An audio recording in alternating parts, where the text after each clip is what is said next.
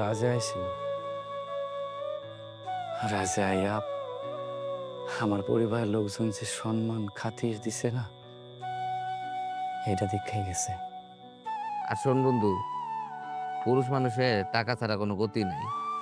পুরুষের টাকাই সম্মান, টাকাই আবার দুর্নাম। আচ্ছা হন, সন্ধ্যা হয়ে গেছে, আমি বাড়ি যাই। আর একটা কথা কই, বিড়ি সিগারেট এটা তো খাইস না। আচ্ছা আমি গেলাম, খোদা হাফেজ। হ, যা। তুই ঠিকই কথা কইছস।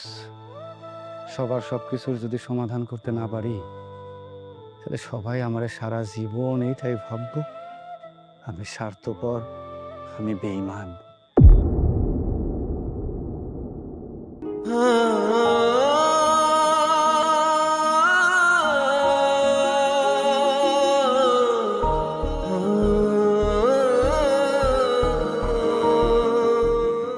বাবা, এত রাইতে কই যাস? মাগো, আমি হইতেছি তোমার নারী শিরা ধন। তুমি যদি আমার পিছন থেকে ডাক দাও, তাইলে আমি সামনের দিকে যাইতে পারুম না। মা, আমারে তুমি ডাইকো না। এই বাড়ি ছাইরা আমি সারা জীবনের জন্য চলে যাইতেছি, যেই দিকে দুচোখ চায়। বাহ বাহ, খুব ভালো, খুব সুন্দর। এখন তো যাই ভাই, সারা পরিবারের উপরে ঋণের বোঝা চাপায়া সবাইরে ভোগাল দিতে পেলা, এখন মহারাজা চলে যেতেছে।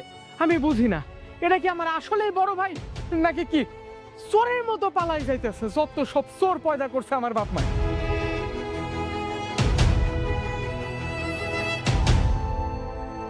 হ্যাঁ ঠিক করছস বাজান, এখন তো যাইবই, চোরের মতো পালাইবো।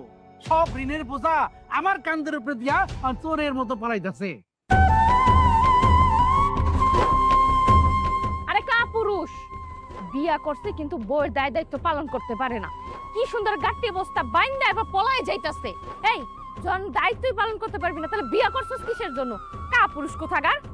আমি জানতাম যে আমার এই বংশে আমার রক্ত একটা বেইমান বাইরেবো, আর এই বেইমান রে তুই চোরের মতো আমার উপরে সব ঋণের বোঝা চাপাই দিয়া আরে পালাই যাচ্ছস। বাবা, আজকে আমি তোমার একটা কথা বলি। তুমি তোমার এই বড় পোলা মানে এই চোর পোলার লাইগা আমারে ঠকাইছো। সব যত ঘটি বাটি ছিল সব তো বিক্রি কইরা হেরে বিদেশে পাঠাই দিছো। ছোট পোলারও যে একটা ভবিষ্যৎ আছে, সেটার কথা চিন্তা করো না। এখন তো আমার ভবিষ্যৎ এমনি অন্ধকার, সেমিস্টার ফি না দিতে পারলে তো আমার পড়ালেখাই বন্ধ। আরে আমি কত স্বপ্ন দেখছিলাম যে এই বড় ভাই বিদেশ থেকে আয়া আমার সেমিস্টার ফি দিয়ে আমার পড়ালেখা কমপ্লিট করাইবো। বাবার যদি কোনো বিপদ হয়, বাবার বিপদ আপদে বড় ভাই সাহায্য করব। তা তো করলোই না, উল্টা